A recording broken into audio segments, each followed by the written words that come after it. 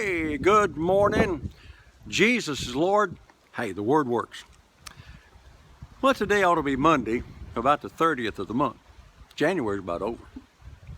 The Word works every day in January. I'm about to go for my Sunday afternoon walk. I do that a couple of times a day.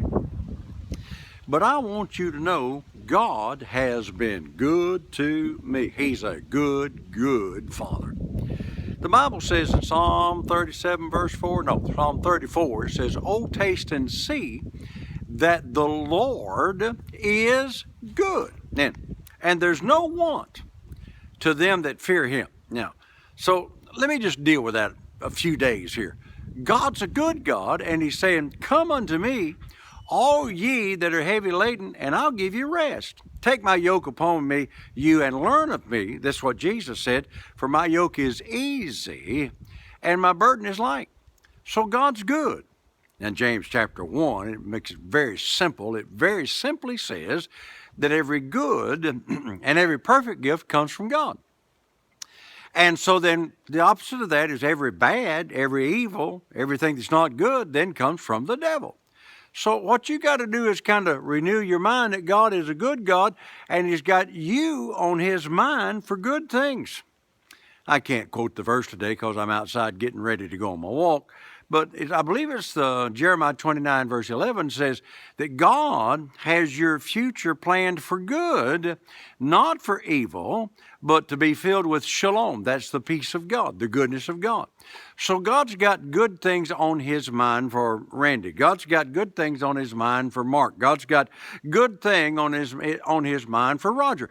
God's got good things on His mind for you. And He says, "Oh, taste and see that I am a good God, and I got good things on my mind." Now, you know, I have people say, "Well, I remember them good old days." Hey, I remember them days too, and they weren't nearly as good today.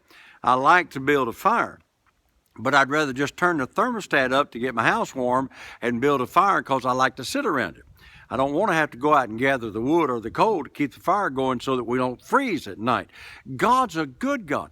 I like being able to eat what I want to eat. I like to be able to have food. Now, Pat and I love deer meat, and we've got a lot of it in the freezer, but I like good quality meat. I also like good quality eggs, and we buy our eggs that are cage-free eggs. Listen, I'm eating the good of the land. This is what the Bible says. I love it. When it says that if you'll delight yourself in the Lord, He'll grant you the desires of your heart.